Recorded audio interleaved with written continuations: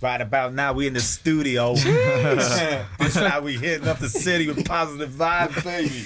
Have you got this for the outtakes? I can do that again. Don't you worry about that. It's rolling. We're rolling, baby. Let's go. Chill out, baby. You know what it is, the Front Left podcast, Front Left of All Conversations. You got myself, Taz, and I'm joined with Good Trey, what it do, baby? And Josh _LFTS. And today we got Man Like on a mission. On a mission, MC. We got the positivity platform in the city right now. Come on, Weekend Souls events. You know what time it is. We making some noise. We need the sound effects. I know you right? do. You like a soundboard or something? Or like some CO2 cannons or something. Yeah, just hit them strobe lights out, lads. You know that? Well, Happening, the boys. I can really say this is going to be the Scousers podcast. It's going to be so sick, you know. Hit me up with some flavours, lads. So, yo, let's start about yourself. Yeah. Tell them about yourself. First of all, I want to know where did On a Mission come from? On a mission, good question. You know, I haven't been hit with that one yet. But that on a mission, my life as I look at it now has been a life of chaos. But because I've always been a high, intense, bubbly personality, getting out there, sensitive. I say sensitive attention. It's not a nice phrase to use, but I was the middle of the kitchen, throwing the shapes. You know what I mean? So I was always on a mission, whether it was like. I'd class go in the shop on a mission. Yeah, I'm just going to go on a little mission to the shop, whatever. And then before you know it, I'm going on a mission to town, and then I'm going on a mission to Spain, and then it was always on a mission. So when I set up the Instagram profile, which was ages ago, it was on a mission MC, because MC's my initials, and it rhymed, and I thought, that's cool, that's clicky, on a mission MC, that'll do. And I always kept my profile private, because I was always dibbling and dabbling and mixed up with like crime and you know that grafters mentalities, like you can't do social media and all. Yo, but grafters do all that social media though. Yeah, They do the proper. Some of them, it's the, as I say, it's more common now. Yeah, it's more common now because they like flashing it. You know what I mean? But back then I just had it on private. I didn't like people knowing your I was business. paranoid as well, do you know what I mean? Like it's what you get like when you live in that life, you end up paranoid. So I always had it closed on private, and it was on a mission MC. It'd been set up like that for a couple of years. I've always kept it.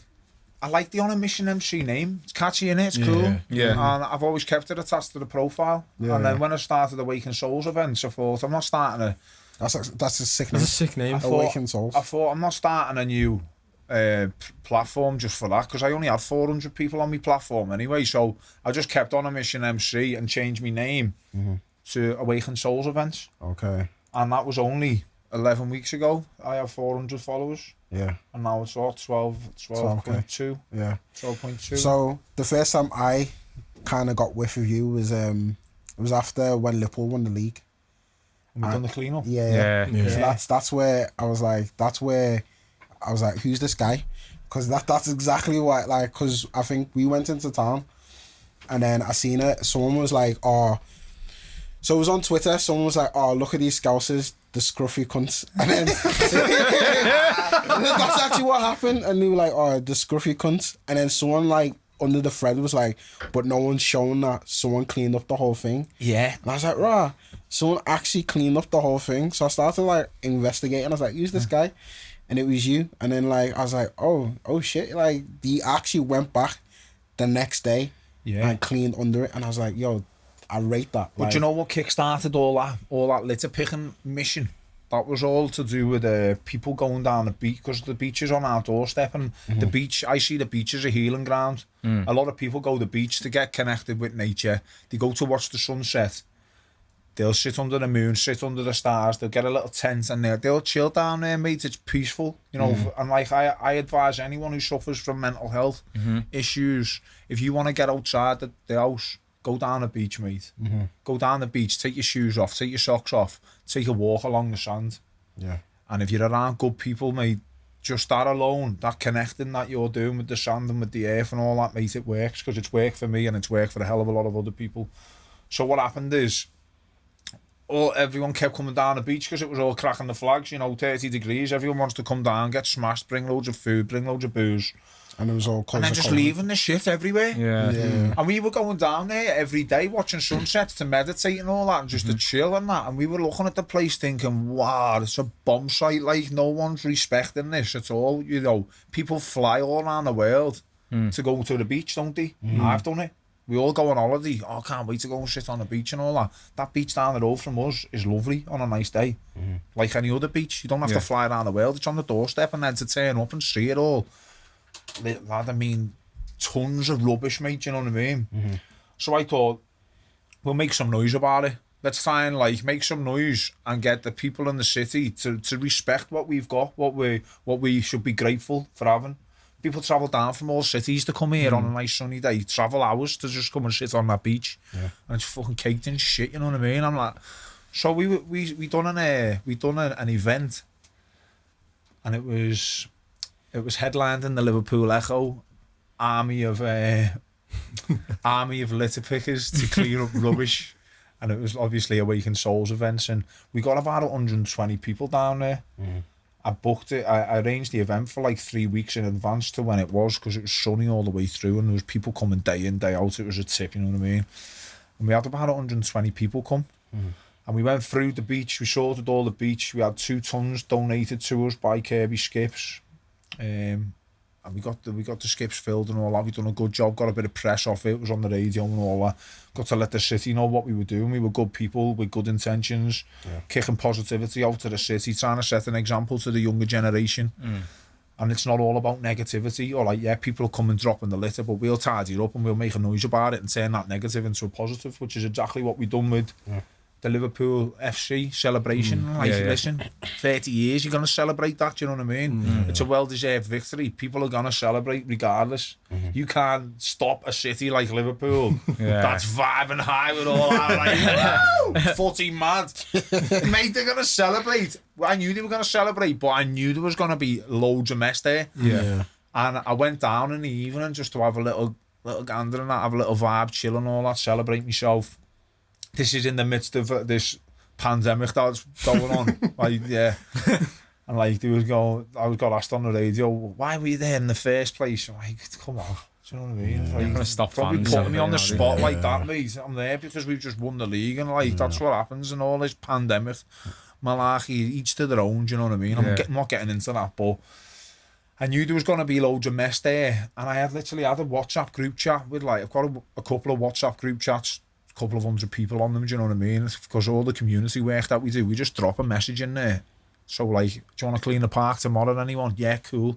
30 people will turn up, do you know what I mean? To clean the park. So we've done it for the Liverpool FC celebration. And mate, we turned up at 7 in the morning. There was 25 council workers. There was about 7 garbage trucks. And 7 garbage trucks. I was thinking, what are they called there? There's about 7 garbage trucks there. And we turned up, and they'd been there since midnight till 7 in the morning. And mate, it was still proper. I turned up and just went, wow. Couldn't even see the floor. And we turned up with about 25, 30 of us. So there was a 50-man strong gang, and it was good because we were alongside the council and stuff. We want to build good relationships with the council, with the police, with the fire service, with the ambulance service, because everything that we're doing in the community is good, positive stuff. It's good to build rapport. We're not out here causing trouble. We're not making a mockery of the streets or, turning the place upside down. Everything we do is strictly non-alcohol based as well. When it comes to the events and stuff, we're here to help people who've suffered adversities in life. But this clean-up operation, mate, it was just like a litter bomb had been dropped on the gaff. It was madness. Wow. But we done it in 4 hours, mate. 3 or 4 hours we were there, and then the Echo was there, and it was good. That made more noise as well as the beach, because litter picking's become a massive thing in the papers lately.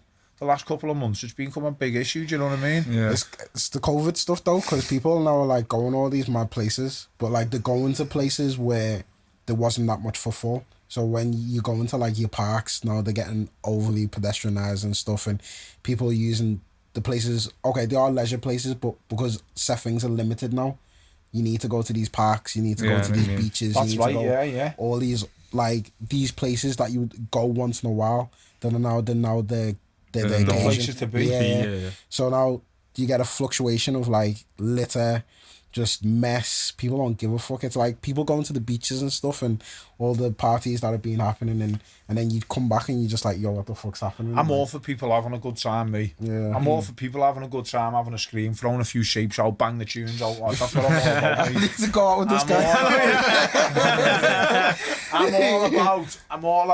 I was all about the party back in the day, like running up to where I am now. I've always been about the party, me love and me passion for music and dancing and all that energy. Yeah, let's go, boom! Like, get me on the dance floor. I'm going.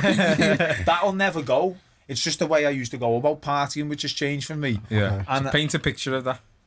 Well, a party to me used to be clubs, VIPs, cocaine, ecstasy, magic, booze, women, after parties, 2-day bender, no surrender. You go for a walk of shame.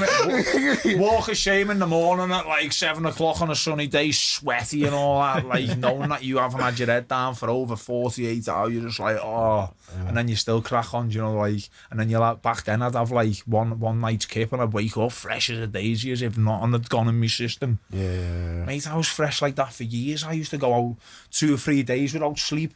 I'd have a little cat nap and I'd wake up, whoa, where are we going now? Do you know what I mean? Switch the graph phone on and people are all out active and all that. And if you want to get on a scene, mate, and that's what you want, you get it like that, mate. Wow. Just go, what's happening? Like, what are you up to? What booze are you in? Go ahead, Sand, I'll come down, I'll have a couple of shandies with you. A couple of shandies, mate. How many times have I heard that? A shandy, mate, yeah. Like, a shandy to me, you may as well have just said. School days, Yeah, Couple of shandies, that's what you it know. used to be, like a couple of shandies and that. But then you'd end up out just on a session. But a party for me now is no booze, good people. So you stop like the drink? No, I haven't stopped drink altogether. Okay. You just know when to regulate it, kind of. If I had a family barbecue, here's an example. It's my birthday next Monday, so we're going to have a family barbecue. I'll have a couple of beers with the family. Yeah. Do you know what I mean? So chill. I don't go out into town no more, jumping around all the clubs and bars. I don't go getting messed up on all mad narcotics and all that no more. That's finished. That's like where my mental health come from. But me love for music and the energy and the shapes and all that, and the people I'm around now, they're just like what I'm like. They like to have a good time. They like to get connected and dance and listen to good music and dance and do whatever we do, like, but just with no drugs and no booze. And mate, listen, you have a proper scream, you know. No, we house music is like Because you gotta have house.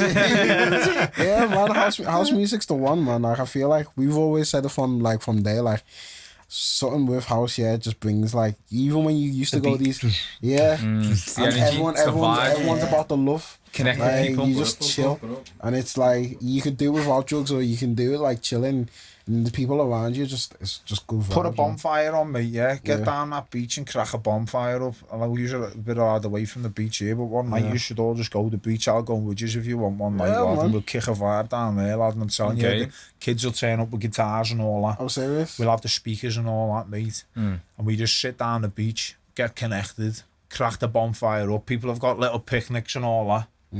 Once that fire's lit, mate, and the music's on, when that music's a certain tone, mate, around that fire and around that energy, and people are all vibing, it's special, mate. It's well better than going to any club. Well better, mate. You go down there and then you leave and you're fresh as a daisy the next day, and you wake up and you're like, that was boss last night, you know what I mean? You're not waking up like that, blowing your nose and like spent 400 quid and you've lost your keys and you've got some bird next to you thinking, where have you come from? Love, you need to get off now, you know. Time is over. Oh, that's so funny. Uber's outside. So, do you know when like you go to like events, or when you like hold your own events and stuff like that, what do you think of, like, because now the generation's more of, so like, you know, want to catch it on camera and stuff like that. Are you sort of more now sort of like enjoy the experience, like just visualize it, or what do you think about people who just like video everything? It's important, mate. Like, I know social media can cause, adversities with the younger generation because technology and like younger kids and that now. I've got kids myself. This shit on the iPad all day drives me insane. Do you know what I mean? But we'd never be where we are now, building these platforms and meeting these people without social media. And for our message, what we want to put across to the public nationwide, it's people taking videos of what we're doing, which is only good shit, by the way. Not negative, just positive stuff. Oh yeah, look at these, what these are doing, post that. Mate, I'm all for it, you know what I mean? But I'm not all for kids sitting in and being absorbed by this. I can't wait for the kids to go back to school, mate, you know what I mean? Just get back to school. Go back soon, innit? Go back in 2 weeks, mate, So they go back in 2 weeks? Yeah. So is this till next year now? Or did they still get start? started? It's like September, it's the start of the Oh, year. okay. Man, I forgot September's 2 weeks. Yeah. It's just the start of the back to like school for everyone and I'm all for social media if it's used correctly. I'm all for people videoing things if they're used correctly. So that's one thing I was going to say. So from the whole, you talk about the litter pick and you said your page has just exploded. I would say like your image now has like, it's a good image. So from a social media presence. So how I've looked at your page and I would call it the good PR. Because the stuff that I seen that you did on the beach as well. What was it? Was it an event or the litter? Was it? an event? No, it was the workouts during. Oh yeah, with Mark Scano with the Mountain Bone thing. Yeah. And like, so like, I seen that when as you well. morning, when you day, the ultimate morning. Yeah. Seen that, seen litter picks, and then I seen you starting pushing when I was speaking to you, you was talking about like the litter pick. Truck. Yeah. DJs on the truck. How did you get around that with the council? Well, look, funny enough, I actually met Joe Anderson at an opening, Mark Scano's place at Wake Liverpool. Oh yeah, Fantastic I saw place. What a that guy, thing. by the way. Big shout out to Mark. He's a cool dude. And like he's like a brother. Do you know what I mean? He's got me back, and he's good for me to be around. I can learn a lot from him. Yeah, that's what you need. Positive I people. need, in your good circle. people. Yeah. Yeah. Knowledgeable people that can guide.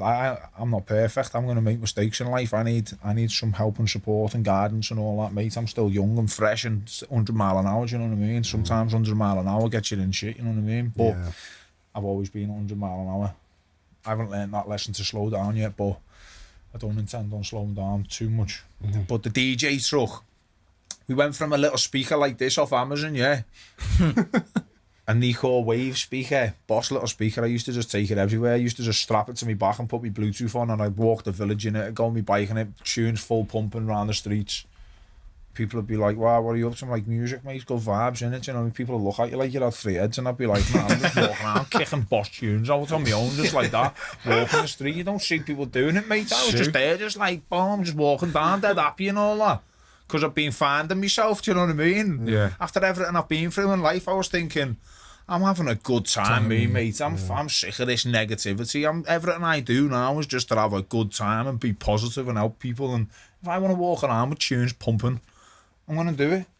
So we went from that speaker to a little bit of a bigger speaker, made a bit more noise, and then I was like, we're not making enough noise. It was like I wanted estates and areas and postcodes to know who we were and what we were doing, what our intentions were. We had kids out and everything, mate. Kids who just, it's changed lives, mate, that litter pick.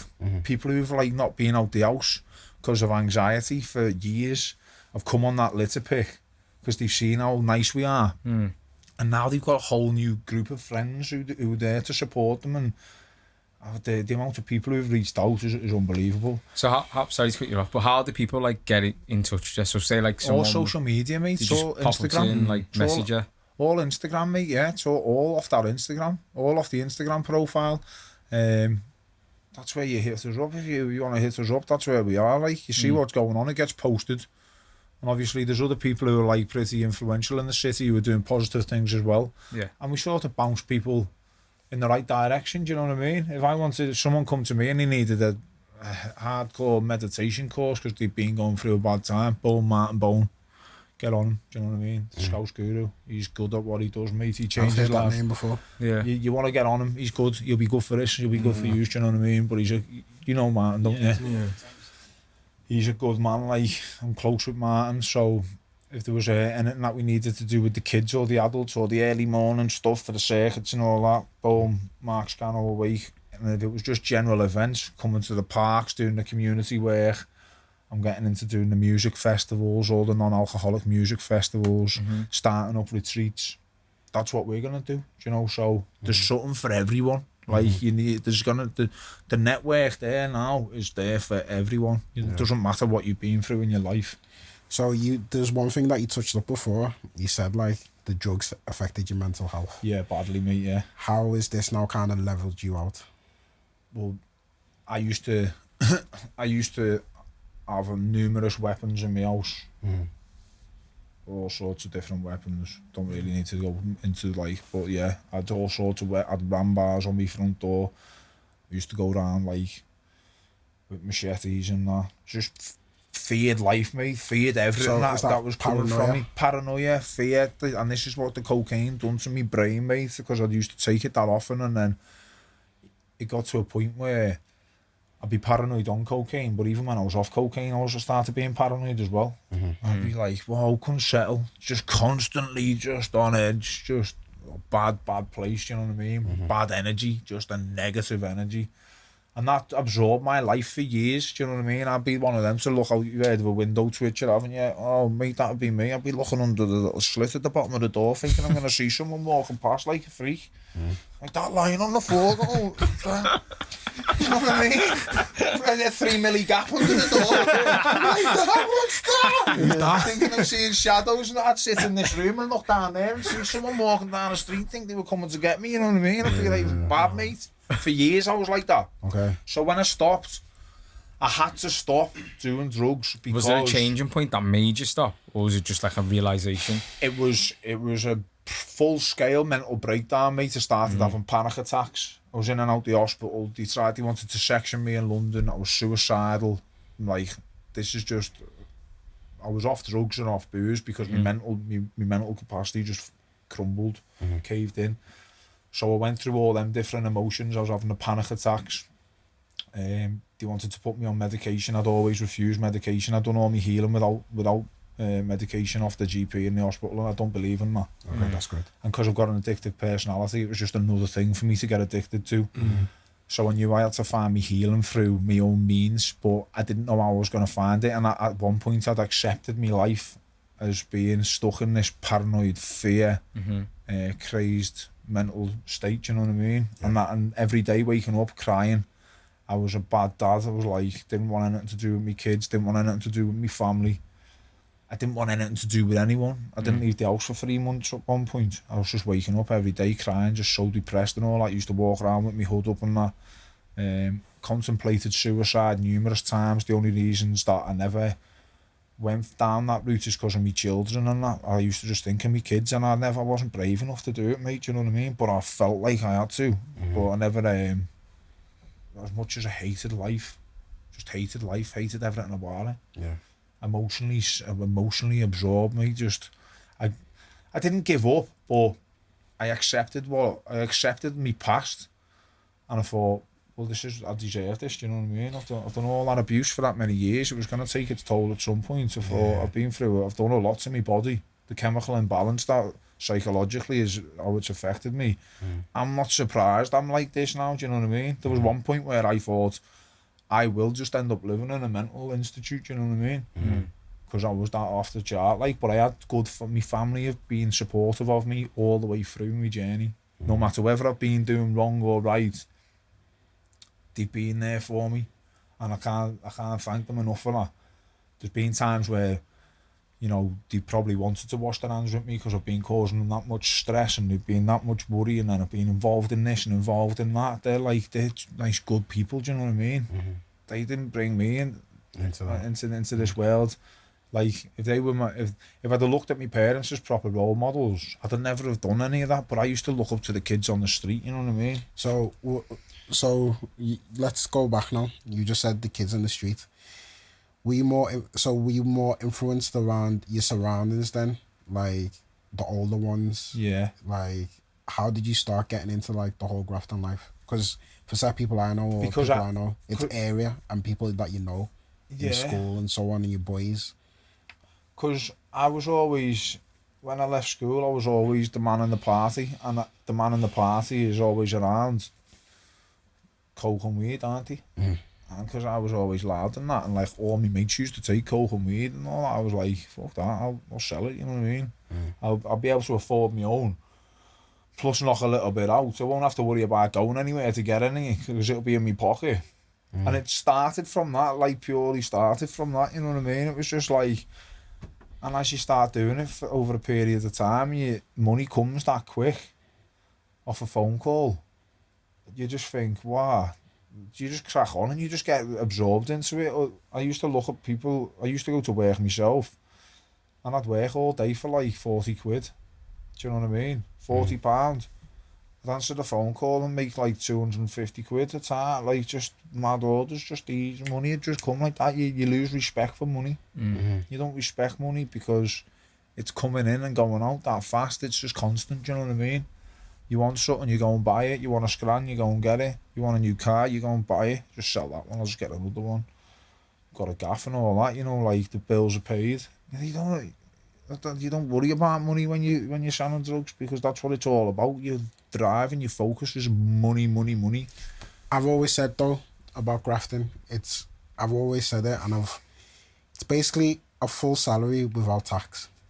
Yeah. So like you look at, that's why I always feel like, especially it depends what level of graft you're talking but about. like, What's a full salary? Do you know what I mean? I would say I wouldn't get too into it, but like I would just say like a normal guy who's doing like weed and a bit of coke and that's like a good 25-30 bag salary a year, but without tax, if you get what I'm saying. Yeah. But then you got bigger ones who are doing a lot more bigger bits, but there's people who are in set levels who do it that way. And like imagine like you're getting a full salary without tax, your outgoings a lot more. It's a lot better, if you get what I'm saying. Yeah. But then when you start getting more into it now, then it's like it's more money coming through. And something else which is a big thing as well, you don't like, when you sell drugs, you don't like going to a legitimate job to work for someone else. No, see, that's the thing. Because you're earning less money and you're earning someone else money, and you're looking at them thinking, oh, and then if you've already grafted and put your hands in a few pies, you're thinking that you haven't got your own boss sort of thing. Do you know what I mean? Depending on where you're at on the street, like, but you're your own boss. You're not no one's bitch or running around for anyone, or you're just doing whatever you want, like. You go and do whatever you like. Do you know what I mean? Yeah. With money, answer the phone, do this, do that. But that for me was a bad path, mate, because like I said, I was a user, I was an abuser, I had an addictive personality, and for me it was just, and I think a lot of people, to be honest, I think a lot of people who are involved in that from a young age, they're going to get wrapped up in that using and abusing, and the morals and their outlook on life and the respect for people around them and the respect for themselves. They're not going to have, they might think they have at a young age, but they're not going to have self-love. They're not going to be connected with themselves, mate. It's all going to be ego-driven, and the direction's going to be in the wrong way, do you know what I mean? Yeah. It's not going to be directed to they might think they're happy because they're sitting at a table with a couple of tidy birds and all that. But mate, that's not happiness, mate. No, it's not. You need to be happy in here, mate. You need to love yourself. You need to appreciate who you are. You need to appreciate who your family is. You need to appreciate good people around you. People around you is one of the most important things that you need to get a grasp of in life. Because if you're around drug dealers, you're gonna sell drugs. If you're around people like what I'm around now, positive people doing good things for other people who are helping other people, all we want to do is help people. Do you know what I mean? Yeah. So it's just basically, it's your surroundings dictate your personality, basically. Yeah, and I spoke about this last week with someone. It's hard at a young age to have a vision, isn't it? At a vision, you ask someone what they want to do. What do you want to do when you're older? Just don't even know. You don't know, do you? Mate, I never knew what I wanted to do till 3 months ago, and I'm 31. All right, I'd had jobs, in and out of jobs, and I'd been abroad, and I'd got qualifications for like good jobs, do you know what I mean? But I was never still happy. 3 months ago, mate, when I quit my job and I'd done all this mental health movement and started putting events on for other people in the city and changing lives and not earning a penny from it, mate, I'm happier than I've ever been. Just connected, the penny just dropped for you, kind of thing. Yeah, defo, mate. And I've disconnected from all financial things. Mate, I'm not about money. I say this all the time. If you're driven by money, mate, you're not gonna be totally happy. You need to be driven by happiness and love and purpose. Money will come. Do you know what I mean? Yeah. Do you know, with like you growing up and let's say your opportunities, obviously being around certain people and that, you know, when you're around people like that and you sort of like, you know, you're earning your money quite quickly and stuff like that, I see like parents, obviously my parents, they're like, you know, get yourself into music or get yourself into like footy or something like that. Did you have like any opportunities like to get into like sports, anything like that around your Soon age? as I left school, I went straight on to doing a bricklaying course. Went to college and I was like, I'll be a builder, because I've got the energy to do stuff. Do you know what I mean? Like I was never an indoors man. I was always outdoors, practical. So I done my bricklaying course. I moved to Bootle when I was late 15, early 16. I done my 3 years there, and then the recession kicked in. When the recession kicked in, I thought, wow, that was 3 years wasted of my life. Boom, drugs, do you know what I mean? Sell drugs, get money. I had no money. But I then went into doing welding, so I got qualified at welding, so I went back to college for the second time. And during all this cycle, I was still dabbling because I was always on the party on the weekend. I was still knocking bits out and doing whatever I was doing, but I always thought I need to have a purpose. I'll always have a job, do you know what I mean? So I done welding for a couple of years. I just got used to the money, mate. Hugh Bird's in Bootle. Yeah. And then I went to Kirby and done my welding training in Kirby, but because I'd experienced the money off the graft. He's like, And like if you're taking say $1,000 a week off a couple of phone calls, It's like going backwards, isn't it? and then you're going to do a legitimate job and you're earning 450, 500 quid, and you're looking at it and you're going, this job I'm doing here It's a is bit mad. taking over. It's actually a bit mad. It's mad It's because taking like up all my life. But that's what I'm saying. Grafting at that level is basically you're having a full salary without tax. So if you're getting $1,000 a week, it's basically people who are on a proper salary get $1,000 a week. It's tax that brings it It also down. depends on the age you are, because if you're 16, 17, that's a lot more. Yeah, but I'm saying like, I mean? imagine getting like, it's like, look at it, Dubai. You can get a $30,000 job with no tax. Yeah, I But know. then Yeah, $30,000 a year actually ends up to be like 22 26 or grand a whatever. year. Yeah, That and then it's just like so much shit that. But then if you're thinking it about grafting, then you're not paying that tax. But then at the same time, I've always wondered, like, when you get to a set age, if you haven't invested that money wisely, what do you actually fall back on? Investing, mate, that's another thing. Like, kids aren't taught this in school. Yeah. Do you know what I mean? Kids, there's a lot of things that I think the schools and the education needs to start bringing into play. I think kids right across the country should be doing yoga and meditation. it should be part Compulsory, of like should be part of the criteria. Compulsory. NHS and all stuff like that. Anyone who has like any kind of mental health issue or mental health illness, they should be given the option of, would you like the medication, but alternatively this is the way that you should try it. Yeah, and then if it definitely. doesn't work, then go to the medication. 'Cause Defo. the medication for a lot of people, it doesn't solve anything. It just cures that symptom for that immediate part of the time. And it's an addictive thing. And then it's People can get exactly. addicted to you it. feel like they're dependent on that, innit? Dependent. And then you Yeah. use that medication, then you need another one to stop what that one's causing, and then you need Yeah. another one, and before you know it, you're on 7. Yeah, And I think even before you get to that stage of having to need that option off the hospital or the doctor, I think if we get to these younger kids now and we get them doing the inner work on themselves, the connecting, the headspace work, the mindfulness, if we have that in education in schools, you're gonna seriously cut down the amount of people who are having mental health issues by the time they get into 20.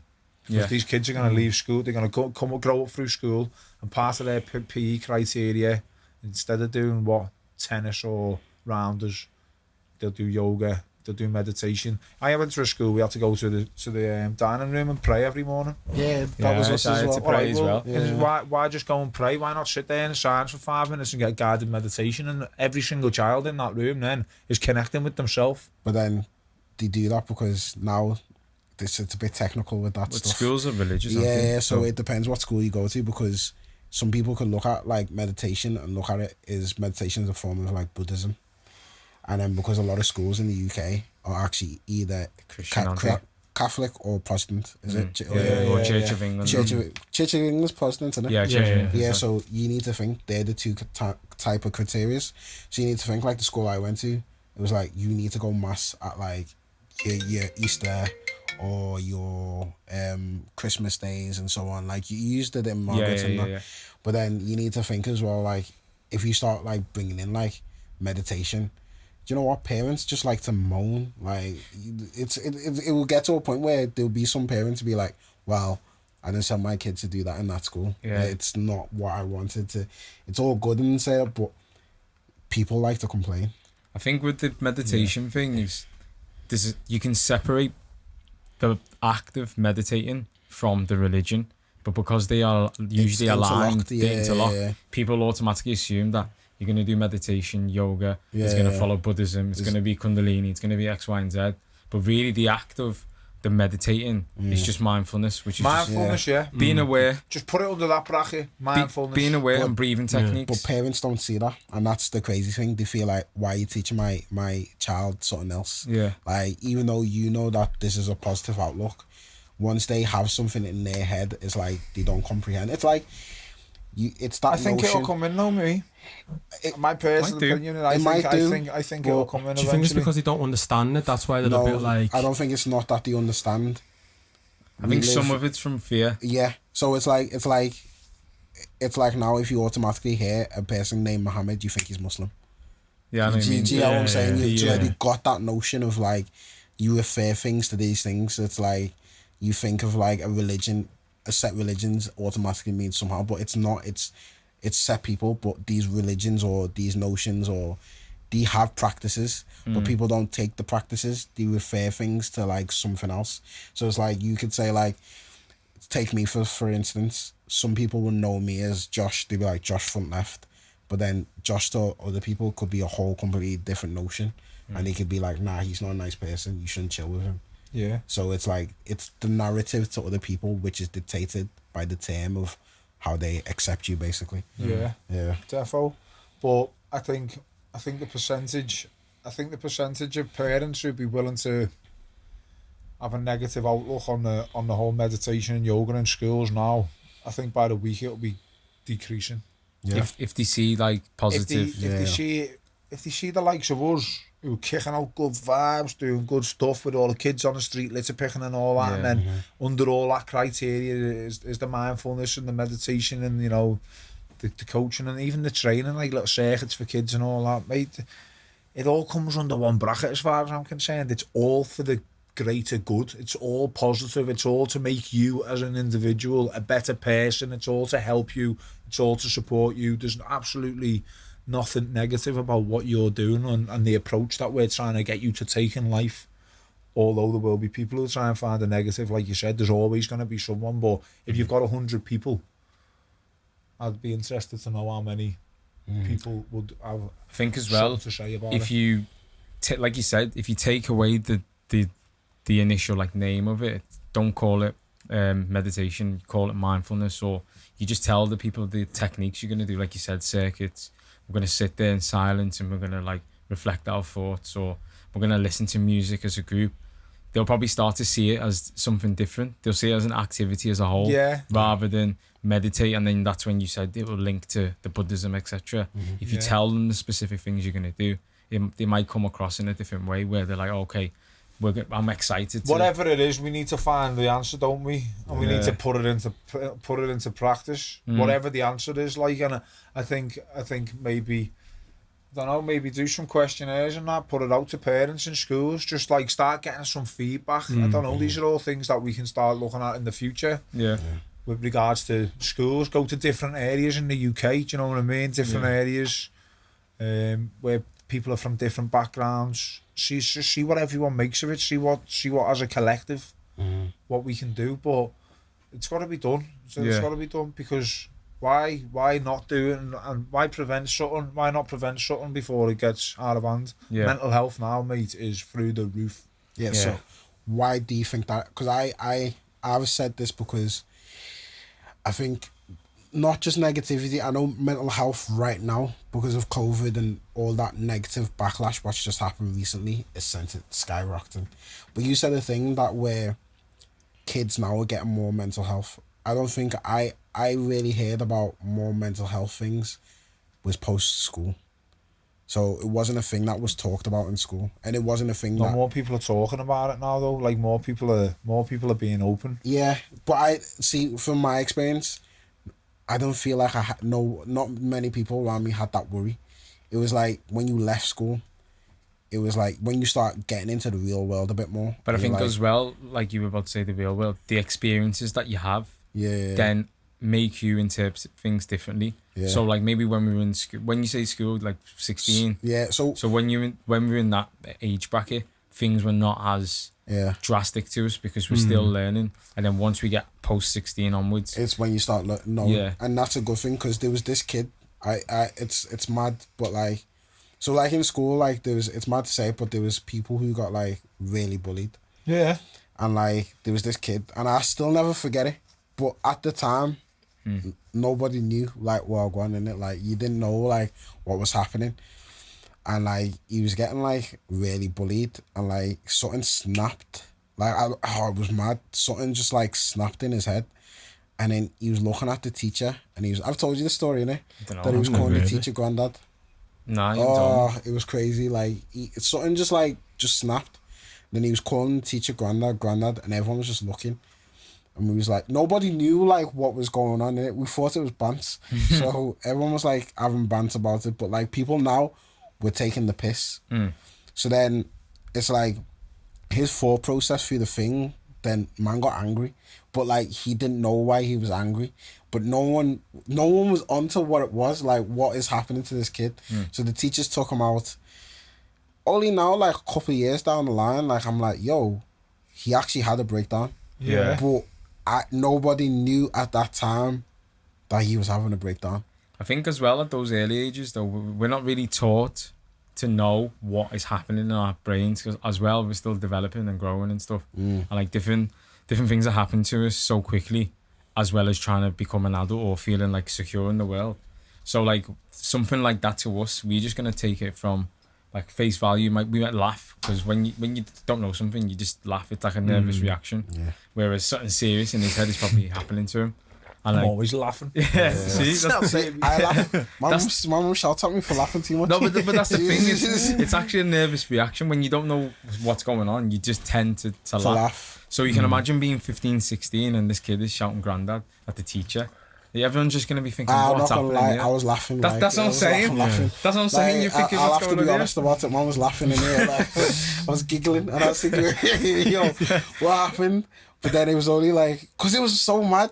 Yeah. But like, I feel like, do you know what? To be completely honest, us the kids of that class, we were the blame, and like we was the blame. Like, but at the same time, you never know someone's limits or whatever. I don't know someone's limits, but yeah, we was tits, and like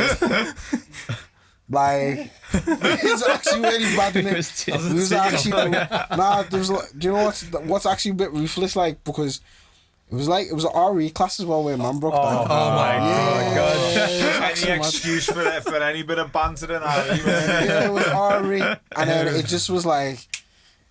And you know what? Yeah, do you know what? I even try and Facebook him like a couple of years down the line. Fireman. Don't see nothing about, man. Don't even. It's one of them, because give this man a big shout out, yeah. Yeah, I don't even want to say his name before someone. So that's actually, but yeah, man, sorry for what you did in that classroom. I'm sorry. The whole class needs to apologize. Apologies all around. Jeez, God is watching all of you. Yeah, man. But like, telling you, mate. Yeah, that was my first actually glimpse of like seeing someone go through like a whole proper like a mental breakdown, and then I was like, okay, maybe these things do need to get addressed, but at the same time, not many people have them in school times. That's mad. So like, do you like now? Obviously, you're of age. You know what I mean? If you were to see something like that happen now, let's say in your friend group or whatever, would you be able to be like, oh shit, something's going on? Or I think you can pick up on these things a lot more now. So I think you're more empathetic to people's Yeah. emotions, and you can see these things. But at the same time, yeah, You still get bullies, though, You still mate. get bullies. You still get bullies. You still get them kids who just love giving people shit. You know what I mean? And if they see you're weak, they'll prey on that, mate. Yeah. You know what I mean? Yeah, 'Cause yeah. they're just not nice. Do you know what I mean? Like you. it's harder. And plus, when you get older as well, the bullying's not you name calling it. It's proper like psychological warfare. Yeah. Because they do set things where it's a mind fuck. Image and all that though becomes a big part of it. Like, Yeah. like It is. image for especially like I've got daughters and all that. They're on the phones on this TikTok and it's all makeup and hair and like clothes and like appearance. There's kids out there who are really self-conscious. Do you know what I mean? Self-esteem's All because affected. of this social media explosion, like, and they're not comfy. They're not comfy leaving the house. They're not comfy going to school. They're in a shell all the time. Do you know what I mean? Because you do get the bubbly ones, you know, like the bubbly people, and you get the kids who are like, yeah, just loving life. But the ones who aren't like that, who are watching all that going on, mate, it's hard for them. Do you know what I mean? But at that age, they don't realise all that. No, that's true. They don't realise that at that age because they're just cracking on doing what they do. It's only when you're older, like our age, and you start looking back and reflecting on your life and how people go about life and how the generations are changing and the concepts that are involved in the generational changes. It's mad. You know, it's like on the streets here, it was like every day on the news, on the paper, it's like someone's being stabbed, someone's being shot. It's like, I don't even watch the telly, me, no more. I swear, mate, don't read the paper, don't watch the telly. I'm just not interested in it, mate. It's all negative shit, mate. It's all fake news. It's all like pumping out whatever they want to pump out, mate. I'd love an article in the Echo every day, mate. I'd love my own page, mate, because I'd just be kicking loads of good vibes out to the city. This is what we're doing this week. This is what we done last week. This is what we've got coming up. We've helped this child today. We've helped this family. Mate, there's so much good stuff going on. Stick it in the paper and let the people read it, mate. Instead of telling everyone all this crap news that no one's even bothered about, which is like getting it when they're putting stories in the paper about these knife crimes and all that, and the youngsters carrying knives and all this. That's making everything worse. Creating an image, aren't they? Creating an image that 15-year-olds should be carrying tools around the streets and all that. So, like, before you know it, the word gets out, and that's what's happening. Like, it's contagious, mate. It's bad, like. It's really bad. It needs reversing, do you know what I mean? It needs flipping, like. That's the yin and yang of the tabloid paper, mate. We need the positive shit going in there, mate, not this negative vibe. So, how did you get out of the whole grafting lifestyle? Because I had a few people who were around me who weren't loyal, and I started having a little different view on the whole lifestyle I was living. I had my mental breakdown. I was sick of my lifestyle. I wanted to become a better dad. I started reflecting on my life as a person and where I've made mistakes and the stress I put my family through. I was sick of it, mate, you know what I mean? I had no actual purpose, like. I've been all around the place and been around the block and what was I chasing? Just Queen's Edge, do you know what I mean? Just, I thought, I'm not actually going nowhere, mate. I'm not happy, do you know what I mean? So what was like one of the first things you did to like transition yourself into like how you are today? Yeah. Like was there like Come home, I moved back home. Yeah. Moved back to Liverpool, yeah. And where did you move to? where you moved from? I've been in Ibiza, Barcelona. Or was that where you were living? I've been other countries as well. Or you just hopping Like, country kind of thing? Yeah, I've been to some other countries as well, but I won't mention them. Okay. And I was just sick of it, mate, and I just come home just to be with my family, like, solid, you know what I mean? I just was sick of it, mate. It's like a reset, innit? Like Yeah, coming just back. checking myself. I was thinking, I'm getting sick of this, mate. All the psychological battles that I was going through. And like every time I used to come home and see my kids would run up to me like, Dad, we love you. Like, don't go again, Dad, and all that. And I'd be like, sometimes I'd go because I felt like I had to go and make money, you know what I mean? And I'd have to leave them behind, and they'd miss me for like weeks and months, and then I'd rock back up thinking everything was cool. And like, they're my kids, them. I've like brought them into this world, mate, and I'm not treating them the way that they deserve to be treated. Whereas now, it's all about helping. It's all about good vibes, positivity, smiling, being happy, self-love, love for the family, setting a good example to my kids. I've always been open with my kids, like about me not being perfect. I'm never gonna sugarcoat nothing. How old's your oldest child? I've got a 16-year-old. 16? Yeah. What? Yeah, he's just finished his GCSEs. Oh, so you got a lad? Yeah, I've got 3 boys, 3 girls. I've got. Wow, you got kids. That's the kind of lifestyle I want. I was 15, mate. 15 when I had my first one, and then by the time I was 26, I had 6 kids, and then I got a vasectomy. Wow. I had to snip at 26, mate. Yeah. All to the same girl, like. Okay. And I didn't plan any of the kids.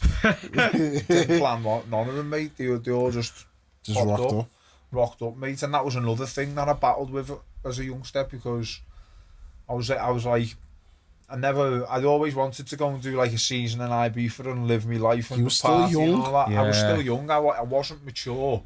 I wasn't mature enough to look after myself. Never mind look after all these children that were around me. My family supported me children and all that, like, and brought them up to what they are now, more so than what I did, because I was out reckless. And I never accepted the fact that I was a dad until only a few years ago. Yeah. I was selfish. I still wanted to do what I wanted to do.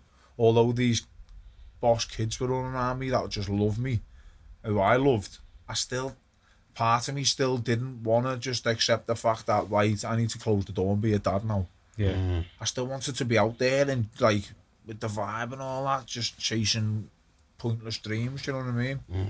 And because I'd never planned to have kids, I found it hard to accept them. Do you know, my partner at the time, she's a great mum and all that, and we had our differences like any long-term relationship does, but like, she'd get pregnant and I wouldn't find out till like it was too late to get rid of the kids and all that. And I just felt like every time it was just like, boom, there you go, listen to the channel. I was like, wow. I was like, I never had a choice, do you know what I mean? Yeah, Didn't have a choice, and it was just like 1, 2, 3, 4, 5. I had 3 kids in 3 years, mate, do you know what I mean? That's mad. That's mad, and people go, oh, you got to tell. He was like, yeah, just watch a load of porn, mate, do you know what I mean? Just sit in and watch porn every night, mate. He must have just thought I was just at it every day. Just like, where did all these kids come from? Like, my mum and dad were in Mexico one year for 3 weeks. When they went away, they didn't even know nothing. There was like no word of a baby and all that. And on the plane coming home, where are you, son? I'm in the Aussie. Why? I was like, just had another baby. They were like, what? They were like, we only went away 3 weeks ago. We never knew nothing about it. And I'm like, join the club. What? I can't believe she's not telling you. Nah, mate, it was just madness, mate. But that's like part and parcel of a lot of things that I had issues with growing up. Do you know what I mean? And then there was like trust issues, and it was a tough relationship. I learned a lot from that relationship. Do you know what I mean? You're a good guy, man. You went back 6 times. After the first baby, I would have dipped. I'll be serious, man. You went back 6 times. Like that's commitment, man. Yeah, 6. But you know what? Like all fair due, like the kids, they've got a great mum. Yeah, they've got a great mum, great family. They're looked after by everyone. They've got great manners, personalities are on fire. They're all gorgeous, and like that's what my life is now. My life's now about being a proper role model, do you know what I mean? Someone that they can be like proud that I'm their dad, do you know what I mean? Yeah. What's good is you're still young, so it's like still very young. You've got so much time with them still. Because like you're saying, your oldest is 16 now. Like he can follow if you wanted to in your footsteps if you wanted to, because the age gap is not too far away, where he can still be like, you know what, I can go down that path, but I can be like my dad, or you can show me. And I'm a young dad, do you know what I mean? Exactly. I'm like, what's happening, lad? You know, I'm like, I say to the kids, to me lads, and that, have you got a bird and all that? And she's just, shut up, dad. And I'm like, you're deaf, oh, I was like active at 13. Yeah, what? 13? That's young, that, mate. Yeah, he's young. I'm looking at my 16-year-old now, and he's coming in at half one, and I'm thinking, where have you been, lad? What have you been up to?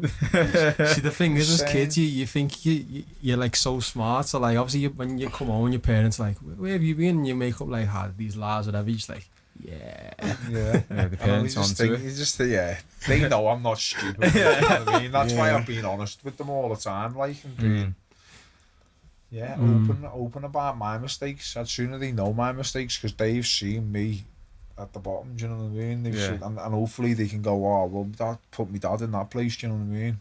Yeah. And now my dad's in this place because he's not doing that anymore. Did he ever join in with the litter picking or anything like that? Yeah, they did a few times, and then like, I don't think the mum was too happy with them coming, picking all rubbish up off the street, hygiene reasons, whatever. For me, it was all good fun, you know. The kids had litter pickers, the tunes were banging, they were making friends, do you know what I mean? Kids are coming on these litter picks, mate, and making friends. That community now, for Waking Souls events, is big, mate, do you know what I mean? Get the same people coming back each time. Yeah, mate, that's some proper hardcore postcode litter picking warriors there on the street, like every night, just like ready for it, you know what I mean? Every day, mate. Yeah. Just throwing shapes around the estates, lad. It was boss. What gave you the idea for like the different postcodes? Because I remember like back in the day when like you used to do geography, I was like, shit, there's so many postcodes in Liverpool, do you get me? Yeah. So like, that's a sick idea. How many postcodes is there in Liverpool? 40. Yeah, but they're quite close. The postcode here is different compared to money, innit? Yeah, but it depends though, because if, say like you've got a route, you could literally be on one side of Liverpool and have to go to the other side. Yeah. You know what I mean? But part of me wanting to do the postcode, the litter pick postcode, was one of the heaviest reasons was for me to face my fears and to walk through every town in the city and let everyone who I used to associate around, to let them know I'm changed. I'm a changed man. Do you know what I mean? Yeah.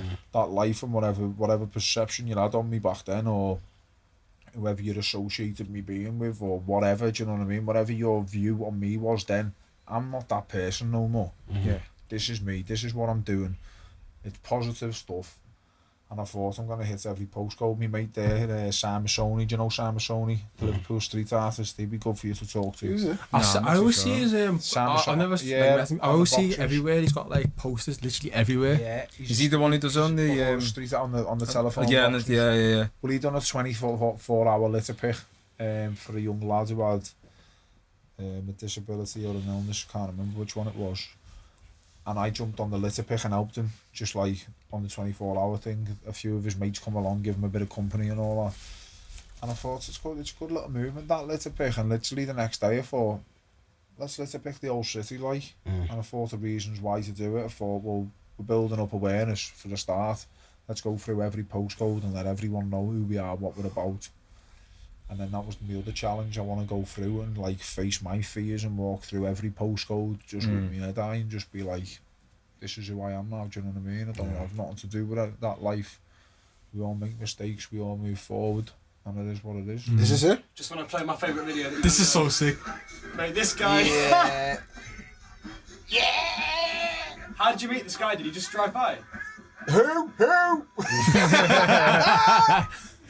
Where's the video where he like gets on the truck and that? Yeah, that'll be back, mate.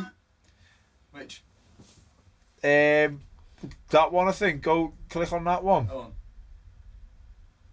Mate. Can you make it bigger? Street party. What? Oh yeah, watch still 1 minute in. I'm just going to the toilet.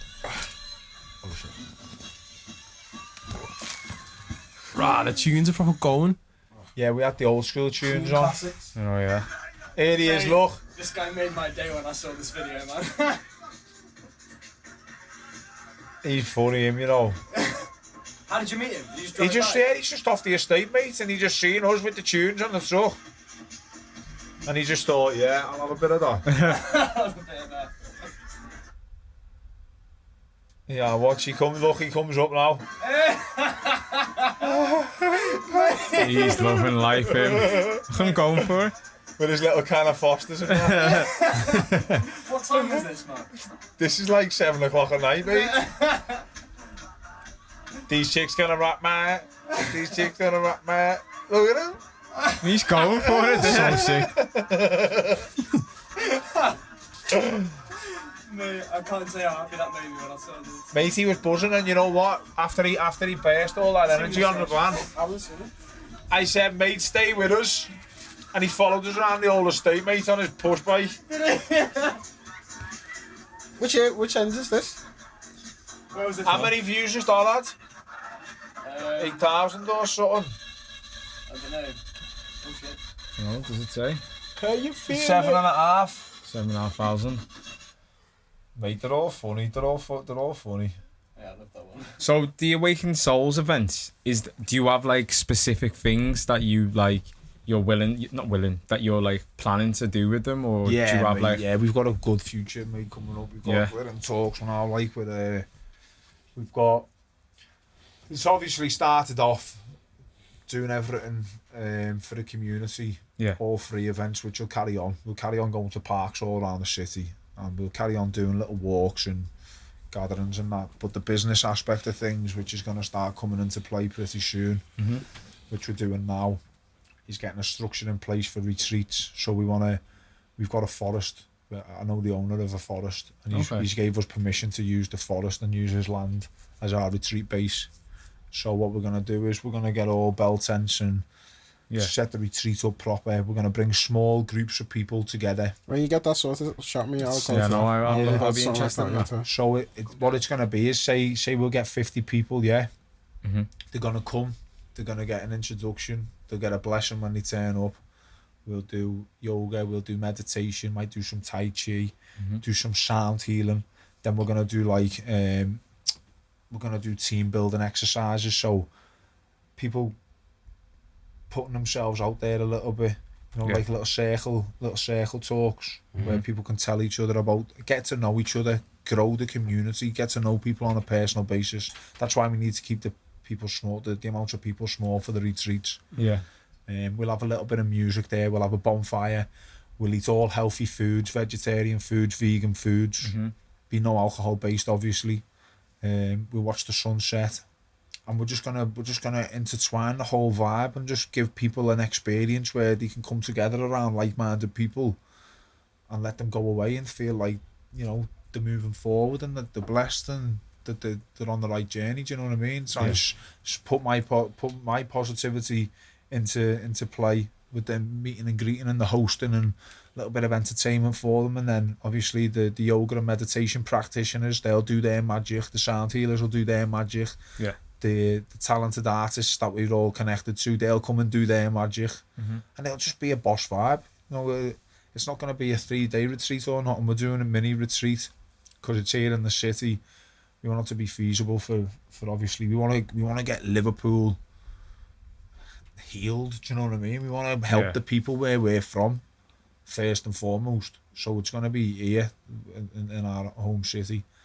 The music festivals, massive future plans with the music festivals. We're going to do non-alcoholic music festivals, but we're going to do mass meditations, mass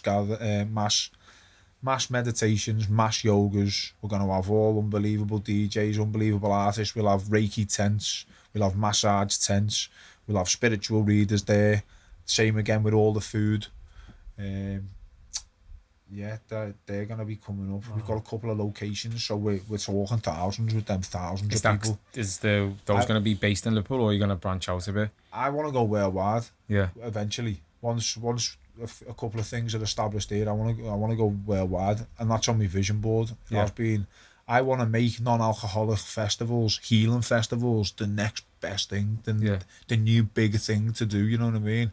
Because it's positive, mate. Like, you can come to a fezzy and not drink booze and have a fucking scream. I mean, a proper scream, lad. I've done it before, mate. Unbelievable. Do you know what I mean? And I'm gonna hit it hard, mate. That's like my vision and my focus is the music aspect of things. Other people who are involved in Awakened Souls events, core members, they specialise in the other avenues, the yogas, the meditations, the sound healing. That's what their focus point on. But combine us all together, we can provide a festival, a healing festival for however many people we want to heal. Quick question. I know you don't take drugs and stuff, but are you into ayahuasca? Mate, I'm doing ayahuasca in 10 days. Oh yeah? First time. Because I was thinking the way you're speaking, I would say it'd be the right thing for you to do. Yeah, ayahuasca retreat. It's in Liverpool, man. What's Yeah. Ayahuasca is it's a plant. It's a healing plant. It's brewed in psychedelic medicine. It's to heal anyone who's had like mental health we'll issues. talk off pod. No. Yeah. Listen, I met this fella. I had some unbelievable meetings last week. I'd had like a pretty chilled out week, and then in the space of 2 days, I'd had confirmation on a festival, confirmation for our retreats. I've had an event company approach us who sold out a Biggie Smalls orchestra event all around the United States, who are now based in the UK, who've approached us and they want us to do. They've got venues. Wait, is it pollen? What? No. Okay, I was gonna say fuck pollen. They've got a venue here ready for us to go into, and we're gonna do yoga, meditation, sound healing, tai chi, and like tribal, trancey music. You know what I mean? But we're also gonna use it as a networking event. Now, the whole networking aspect of things is massive because you meet like-minded people who are all into meditation, yoga, and all this healing practice. They want to meet more people like that because they're on the same wave. They don't want to be around people who are still lost on mad drugs and all doing crazy shit. Like, they want to be around good people with the same mind focus. So if we can class it as a networking event as well, we're going to bring people from all over the country. Do you know what I mean? So that's what we're going to do, and that's where we're going to stamp our name. Like, Awaken Souls events are going to be known for the retreats, the festivals, and the events. Like, regardless, do you know what I mean? And this is we're only 11 or 12 weeks into what we're doing now. That's big. And we've made noise, mate. Yeah. I've made it my mission, do you know what I mean? Just make noise, be positive, spread the love, be happy, kick out good vibes, good people, good vibes, good times, baby. Do you know what I mean? Just, what can't you like about it? Do you know what I mean? And positivity attracts positivity as well. Yeah, and it's not about money. And I say that we're setting up the business aspect of things because I've got 6 children to provide for, and all the rest of the team have got families to provide for. Of course, there's going to be a business, but it's not about, that's just life. It's not a byproduct.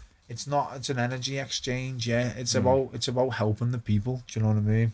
Yeah, it's about helping the people and having a good time. Do you know what I mean? If you can provide a good time for people and an experience, you deserve some reward. Do you know what I mean? Yeah. Because I know my finances are just gonna go towards my children. I'm not bothered, mate, about materialistic shit no more. Do you know what I mean? As long as my kids are all right when they grow up and I can help them when they hit 16, 18, 21, and daddy can go, we are. I'd love to be able to, like, that. I'd love to have a house where I can go, we are. There's a house for you, do you know what I mean? Some little things, like, it's not a little thing, a house, like, it's a big thing, but I've got visions and goals for my family as a family man, do you know what I mean? I was going to ask, how long we are? How long we got? An hour 10. An hour 10. About 10 more minutes. 10 more minutes. Where did the hat come from?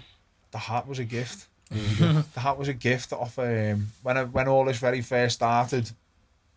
I met this spiritual reader called Sally Soul Sister Spirits. Her name is Sally Soul Sister Spirits. Sally Soul Sister Spirits. Yeah, she's off your tongue. Instagram. It was actually decent. And she done. What did it do? I went round to hers. I went round to her house and she went, "I've got a present for you here." And she pulled out this big gold box with like a ribbon over it and all that. And I was like, "What's this like?" And she undone it and all that, and she just went, "Do you like that?" And I went, "That's boss." I've had it on like near enough every day. Sometimes, so it's the hat, mate. People know me for the hat. No, it's part of your brand, though, isn't it? Brand. Yeah. Like that hat is like, you know, like it's so unique. Yeah. You don't really see them kind of hats, and like. That's one of the things when I first saw your page and stuff. I was like, "Yo, what kind of hats are you wearing?" Because you're so big. Yeah. And I was like, "Wow!" Like I didn't expect you to have that energy. And then the hat, and I was like, he's not wearing a lowie. He's wearing a hat. He's not wearing a lowie, you know. People message me going, "Where's the hat from?" and that, and like I can't give them a shop or not. Me, you know, it's only mate's box. So it's only mate give me it like to have a box. Like, you should make merchandise on the mission hats. Yeah, definitely. Yeah, to be fair, I feel like because you wear them, you got fans now, innit? People that actually wear them hats and be like, to be fair, they've started wearing all like the drug rugs and all that, the hippie jumpers and all that, all the little community who are coming now, they're all turning up with all snazzy jumpers on and all that. I was bouncing around in all these like Jamaican looking ones and all that, like proper string vest and stuff. Street rasta ones, mate, just because I was just like not bothered, do you know what I mean? I'll walk around the streets wearing whatever I like. If you don't like it, mate, that's your problem. But as far as I'm concerned, it's all positive shit. You don't like it, not bothered, don't care. I'm cracking on it regardless. That's you know it. And that's to now a lot of people, like you've got an image and they look at you as like fucking a role model, innit? That was what it would be. Yeah. Yours, people's role models now. So like that image, people. It's mad to say it, but like your people now want to aspire to do what you're doing. Yeah. So like, and people are aspiring to it because there's little groups and all that who are starting to knock up their own little gatherings and doing their own things similar to what we've started making a big fuss out of, and it's good, you know pioneer. what I mean? You're the pioneer. Let them.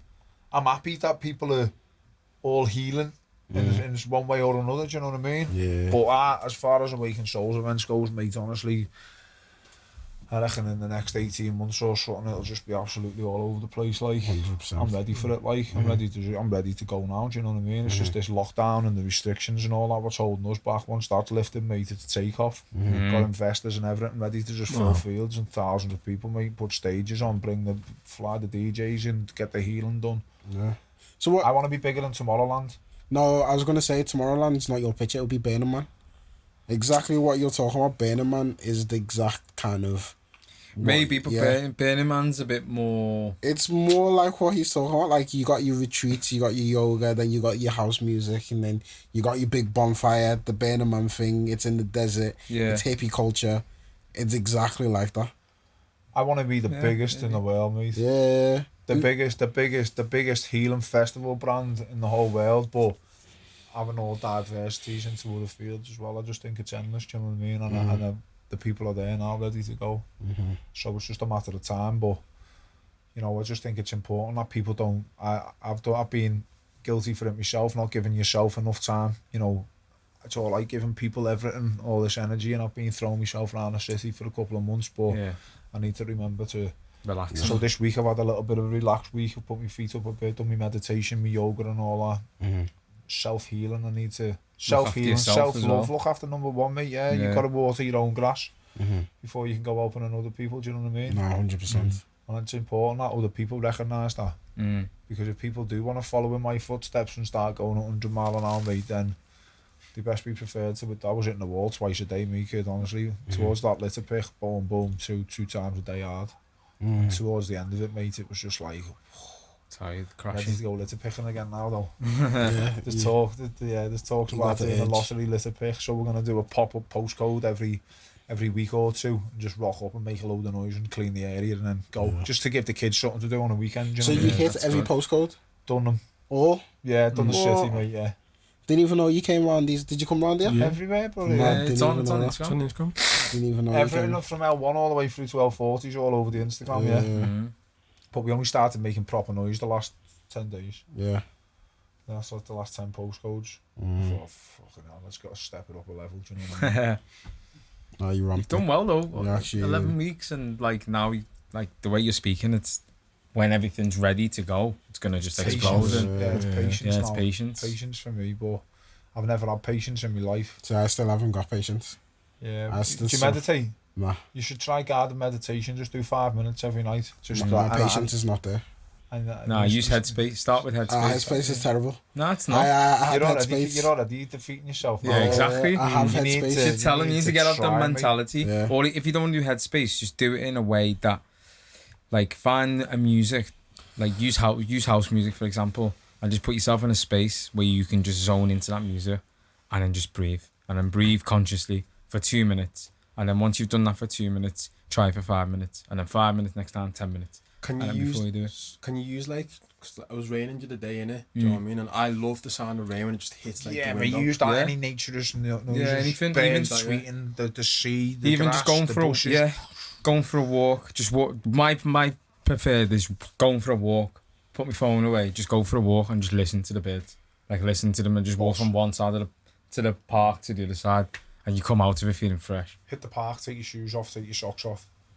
Don't do it in your shoes and socks. If you can't, take them off. Put them in your backpack. Just walk across the grass with your shoes and socks off. It feels so much different. Yeah.